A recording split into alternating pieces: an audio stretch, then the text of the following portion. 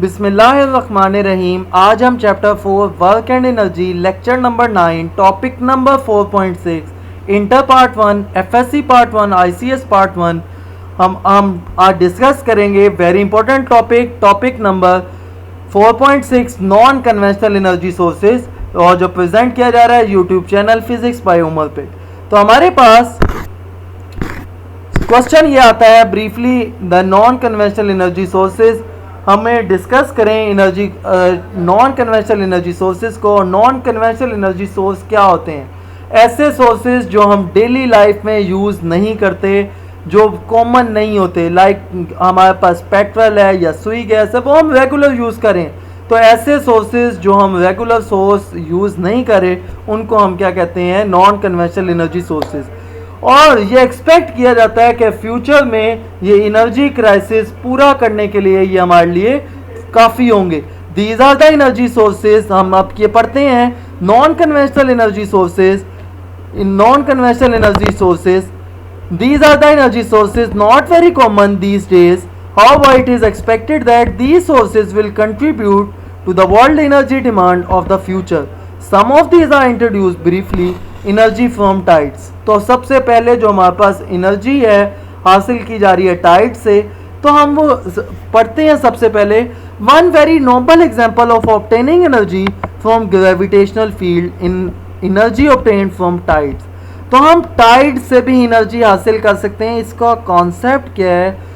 हमारे पास 14वीं का जब चांद आता है तो उस वक़्त ज़मीन के साथ इंटरेक्शन बहुत ज़्यादा होती है चांद की। अब ग्रेविटेशनल पुल की वजह से जो लहरें होती हैं पानी की वो ऊपर आ जाती हैं और डबल हमारे पास रेस कर जाती हैं। अब होता क्या है कि उन रेज जो हमारे पास टाइड्स होती हैं उनको हम कैप्चर कर लेते हैं। जब हम एक बेसन में कैप्चर करते हैं तो साथ ही हम एक आउटलेट हम वाल्व भी यूज़ करते हैं जो हमारे पास क्लोज या ओपन करवाती है। जब हम क्लोज करते हैं तो सारा पानी रिजर्वायर में स्टोर होता जाता है। अब आगे हमने सिंपल सी हाइट क्रिएट की हुई है। अब जैसे ही हम इस वॉल्व को ओपन करते हैं पानी यहाँ से नीचे गिरता है। जब पानी यहाँ से नीचे गिरता है तो इसके साथ हमने शाफ्ट लगाई होती है। शाफ्ट के रोटेट करने से हमारे पास हमने आगे मैकेनिज्म यूज़ किया होता है जिससे इलेक्ट्रिसिटी प्रोड्यूस हो रही होती है। तो हम इसको यूज़ करके क्या करते हैं? हम एनर्जी क्राइसिस को पूरा करने की कोशिश करते हैं। अगर इसको यूज़ कर लिया जाए तो हमारे पास जब इसको ओपन किया जाता है फिर लेवल इक्वल होता है। फिर जब हमारे पास वॉल को बंद करते हैं फिर रिजर्वायर में पानी स्टोर होता है इस पॉइंट पे। उसके बाद फिर ओपन किया जाता है, फिर पानी हमारे पास बहता है और फिर टरबाइन चलता है और हमारे पास इलेक्ट्रिसिटी जनरेट होती है। तो फिर हम पढ़ते हैं gravitational force of the moon give rise to a tides in the sea. The tides raise the water in the sea रफली ट्वाइस अ डे। ये बहुत अहम एमसीक्यूज है। ये आपके पास बहुत दफ़ा शॉर्ट क्वेश्चन में एमसीक्यूज में आई हुई है। If the water at the high tides it trap का मतलब होता है कैप्चर कर लेना in a basin by constructing a dam, then it possible to use this a source of energy. The dam is filled at high tide and water is released in a controlled way at low tide to drive the turbine. तो हम उसके जरिए turbine को क्या करवाते हैं? Run करवाते हैं। At next high tide the dam is filled again, दोबारा भरा जाता है, and the rushing water is also drive turbine and generate electricity as shown is systematically diagram. तो हमारे पास सिमेट्रिकली जो डायग्राम है उन पे हमने ब्रीफली ये देखा भी कि हमारे पास किस तरह से एनर्जी स्टोर होती है। उसके बाद एनर्जी फ्रॉम वेव्स, ये बहुत अहम आर्टिकल है। तो हमारे पास एनर्जी फ्रॉम वेव्स के जरिए से हम एनर्जी किस तरह से हासिल कर सकते हैं? तो वो कहता है the tidal movement and wind blowing across the surface of ocean produce strong water waves. वो प्रोड्यूस क्या करवाता है? Water wave. हमने एक क्या किया हुआ है, एक ये वाली जो डायग्राम आप देख रहे हैं इसका पहले कॉन्सेप्ट ले लें, उसके बाद हम इसको पढ़ते हैं। ये हमारे पास एक बैलेंस फ्लोट है जिससे हमारे पास कोई रजिस्टर नहीं होता कॉपी का या किताब का, कोई एक रजिस्टर है हमारे पास। उसके साथ हमारे पास एक रिंग्स होते हैं जिसके साथ वो बंधा होता है। ये उसी तरह हमारे पास डक फ्लोट भी आपको नज़र आ रहा है। ये डक फ्लोट है। अब होता क्या है, जैसे ही वेव्स आती हैं इधर से, तो ये जो डक फ्लोट होता है ये अप एंड डाउन मूव करना शुरू कर देता है, अप एंड डाउन मूव करना शुरू कर देता है। जैसे ही अप एंड डाउन मूव होता है with respect to balance float, तो हमारे पास हमने मैकेनिज्म स्टोर किया हुआ है कि वहां से इलेक्ट्रिसिटी प्रोड्यूस होना शुरू हो जाती है। तो हम ये आप थोड़ा सा आर्टिकल पढ़ते हैं। The tidal movement and the wind blowing across the surface of ocean produce strong water waves. Their energy can be utilized to generate electricity। वो एनर्जी हमें किसके लिए यूज़ होती है? इलेक्ट्रिसिटी के लिए। A method of harnessing wave energy, harnessing का मतलब भी कैप्चर ही होता है। Wave energy is to use large float which move up and down with the waves. One such device invented, ये किसने इन्वेंट की device? By professor Salter, is known as Salter duct. ये किसने डिवाइस इन्वेंट की? Salter duct ने। उसने कहा ये दो हिस्सों पे मुश्तमिल होती है, एक duct float, second one is हमारे पास एक हमारे पास डक्ट फ्लोट, और उसके बाद जो सेकंड वन है हमारे पास balance float. The energy make duct float moves relative to the balance float. The relative motion of the duct float is then used to run electricity generator. वो किसके लिए यूज करते हैं? इलेक्ट्रिसिटी जनरेटर रन करने के लिए। उसके बाद हमारे पास बहुत अहम तरीन आर्टिकल है सोलर एनर्जी। ये एमसीक्यूज के लिए भी इंपॉर्टेंट है as well as short question. तो सोलर एनर्जी का आर्टिकल है। सोलर एनर्जी हमारे पास वो कहता है कि earth receive huge amount of energy directly from earth, directly from the sun each day. Regular base पे हम इतनी ज़्यादा अमाउंट हम रिसीव करें। वो कहता है solar energy is normal incident outside the earth atmosphere is about 1.4 kilowatt पर मीटर स्क्वायर। ये इसका कांस्टेंट है, ये आपने याद रखना है। इसकी वैल्यू वेरी वेरी इंपॉर्टेंट है, ये एमसीक्यूज में 12 पूछी गई है। While passing through the atmosphere, जब वो एटमॉस्फेयर से पास होती है, the total energy is reduce due to reflection, scattering and absorption by dust particle. जब उसके बाद उसकी वैल्यूज़ होती हैं तो हम वो देखते हैं द एनर्जी इज रिड्यूस, वो किसकी वजह से reducing? Water vapours and other gases. One on a clear day at noon. ये एमसीक्यूज एज इट इज़। अगर आपसे वो पूछे कि सोलर कांस्टेंट की वैल्यू क्या है, तो आप बताओगे 1.4 किलोवाट पर मीटर स्क्वायर। ये इंटेंसिटी का भी यूनिट होता है, ये याद रखिएगा। पूरी बुक में इंटेंसिटी का कहीं यूनिट नहीं मेंशन, ये एमसीक्यूज में आता है। किलोवाट पर मीटर स्क्वायर किसका यूनिट है? ये इंटेंसिटी का है। तो उसके बाद वो कहता है अगर क्लियर एट नून हो, एमसीक्यूज में क्लियर कट बताएगा, अगर क्लियर एट नून हो तो आपने 1 किलोवाट पर मीटर स्क्वायर लगाना है। This energy can be use directly to heat water using a large solar reflectors and thermal absorber और कन्वर्टेड टू इलेक्ट्रिसिटी। क्या होता है, हम हमारे छतों पे सोलर पैनल्स लगे हुए हैं, सारी एनर्जी वहां पे आती है सूरज की, और वो सेल्स हमने लगाए हुए हैं जो इसमें एनर्जी स्टोर कर लेते हैं, और वो हम क्या करते हैं, उसके स्टोर की हुई एनर्जी को हम यूटिलाइज करते हैं इलेक्ट्रिसिटी में। तो वो कहता है in one method the flat plate collectors are used for heating water. A typical collector is shown in figure. It has a blackened surface which absorbs energy directly from a solar radiation. Cold water passes over the surface and its heat about 70 degree. जो हमारे पास जो heat produce कर सकता है वो कितनी degree तक कर सकता है? 70 डिग्री तक। वो कहता है much higher temperature can be achieve by concentrating solar radiation onto a small surface area by using huge reflectors or lens to produce a stream for running a turbine. तो हम बहुत ज़्यादा एनर्जी हासिल करने के लिए हम क्या करते हैं? Solar radiation into a small surface. जितना सरफेस एरिया हमारे पास क्या होगा, हम बहुत ज़्यादा होगा, उसको हम कन्वर्ट करवाएंगे बहुत ज़्यादा एनर्जी। कैसे? वो हम कन्वेक्स लेंस है, कन्वेक्स लेंस क्या करता है? एनर्जी को मर्ज करता है ना।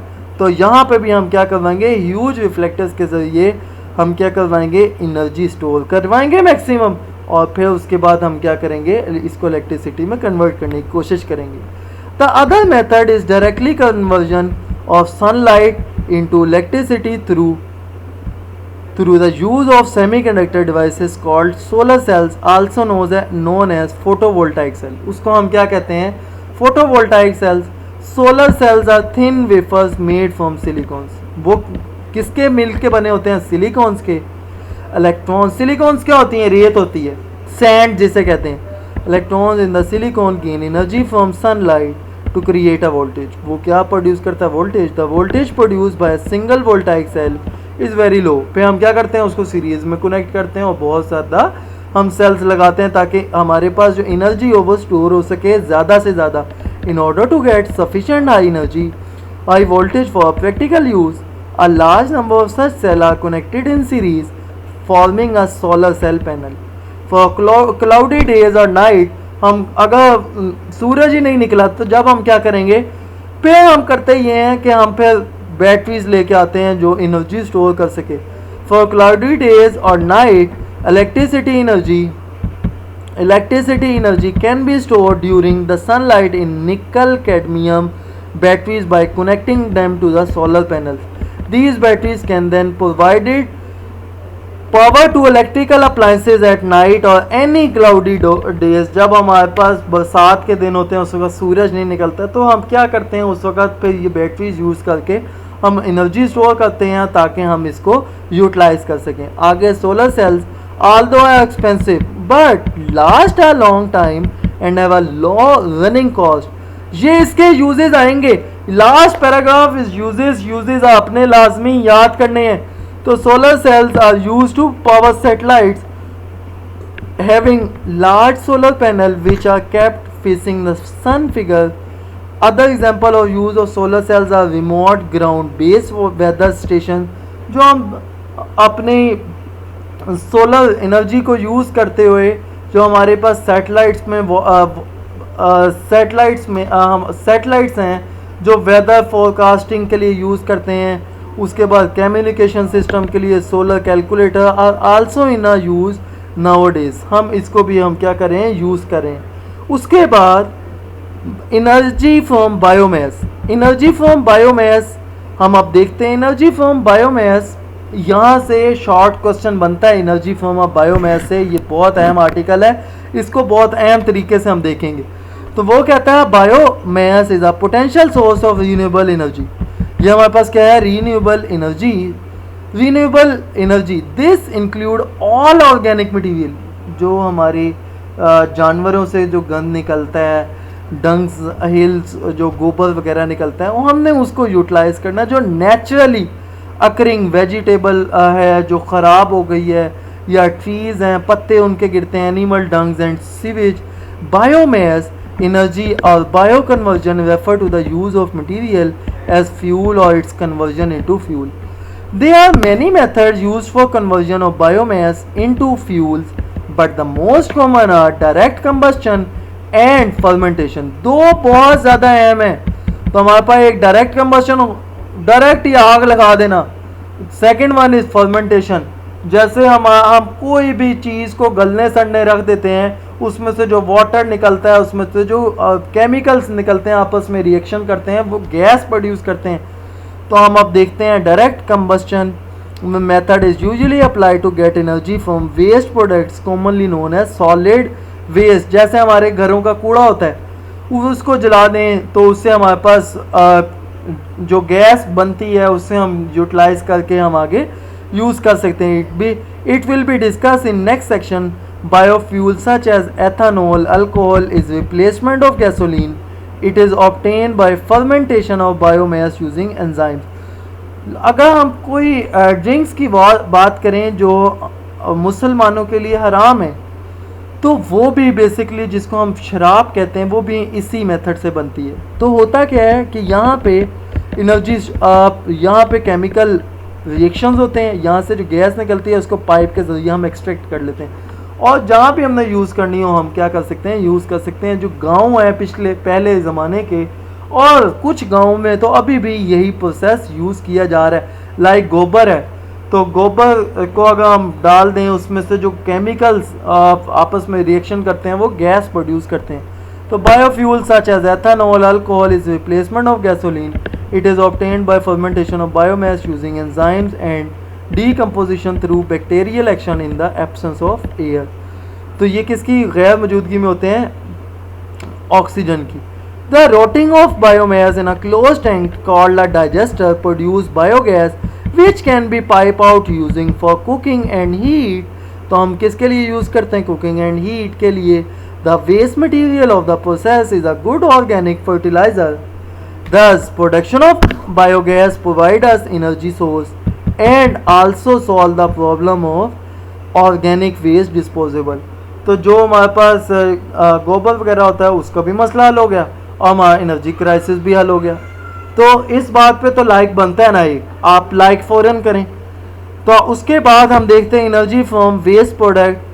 तो वेस्ट प्रोडक्ट हमारे पास क्या है? Waste product like wood waste, crop residue. Crop residue क्या होती है? गन्ने का जो रस निकालने के बाद बरूदा बच जाता है उसको कहते हैं। And particularly municipal solid waste can be use to get energy by direct conversion. It probably the most commonly used conversion process in which waste material is burned in a confuse container, confined container, जो बहुत ही बंद container हो उसमें। It produce in this way is directly utilise in boiler to produce the steam that can turbine generator. जो हमारे पास क्या प्रोड्यूस करता है? जनरेटर जनरेट करवाता है इलेक्ट्रिसिटी फ्रॉम जनरेटर। तो उसके बाद हम देखते हैं explain geothermal energy. Geothermal energy क्या होती है? ऐसी, जियो का मतलब होता है अर्थ, तो हमारे पास ऐसी एनर्जी जो हम ज़मीन से निकाले उसको हम जियोथर्मल एनर्जी कहते हैं। This is heat energy extracted from inside the earth from the hot or steam water। तो heat within the earth is generated by following process। So सबसे पहले radioactive decay पढ़ते हैं। The energy heating the rocks is constantly being released by the decay of radioactive elements। जो हमारे पास naturally occurring ऐसे element जिनका atomic number 82 से greater है वो नेचुरली रेडियो एक्टिव एलिमेंट्स होते हैं। वो रेडिएशंस एमिट करते हैं, उनके ज़रिए जो वाटर होता है वो हीट अप होता है और उसके जो ये जो स्टीम होती है उसको हम यूटिलाइज़ करके हम अपने एनर्जी क्राइसिस को पूरा कर सकते हैं। तो उसके बाद residual heat of the earth हम देखते हैं। At some places hot igneous rock usually within, ये बहुत अहम लाइन है, ये एमसीक्यूज़ के लिए पूछता है। तो वो कहता है within 10 kilometre of the earth surface are in molten. And molten क्या मतलब होता है? जो ना तो पूरा सॉलिड हो ना लिक्विड हो, दरमियान की स्टेट हो। They conduct heat energy from earth interior which is still very hot. The temperature of this rock is about 200 Celsius और मोर। इनका जो टेम्परेचर होता है वो 200 सेल्सियस या इससे भी ज़्यादा होता है। कंप्रेशन ऑफ मटीरियल देखते हैं अब। तो हमारे पास लास्ट पॉइंट है इसका, तो उसके बाद हमारे पास टॉपिक कंप्लीट हो जाएगा चैप्टर 4 का। The compression of material deep inside the earth also cause the generator off heat energy. वो क्या करता है? ये भी कंप्रेशन, ये भी हमारे पास क्या प्रोड्यूस करने के लिए यूज़ होता है? Heat energy. तो इन सम प्लेसेस, जैसे हम लावा नहीं होता उसकी हम बात कर रहे हैं यहाँ पे। In some places water beneath the ground in contact with hot rocks and raise to high temperature and pressure. It comes to the surface of as hot spring, geyser or steam vents. The steam can be direct to turn turbine of electric generator। तो वो ये क्या करता है? Electric generator हमारे पास use कर सकते हैं इसको, direct to turbine of electric generator. हम उसको डायरेक्ट कन्वर्ट करवा सकते हैं इलेक्ट्रिक जनरेटर में जो इलेक्ट्रिसिटी प्रोड्यूस करता है। उसके बाद when water is not present and hot rocks are not very deep, the water is pumped down through them which return as steam। The steam then be used to drive turbine or direct heating। ये direct heat भी कर सकता है। Last one is paragraph, बहुत important, इसमें से short question आता है। तो वो हमारे पास क्वेश्चन क्या है? वो ये कहता है an interesting phenomena of geothermal energy is a geyser. It is a hot spring. ये क्या होता है? हॉट स्प्रिंग लाइक ऐसे ही है कि किसी इलाके में लावा पड़ता है उसको हम हॉट स्प्रिंग्स कह रहे हैं। वहाँ ये गीज़र भी होते हैं हमारे पास। That discharge steam and hot water वो कहता है releasing an explosive column into the airs, directly column, यहाँ पे अगर आप देखें ये हमारे पास लावा फटा है.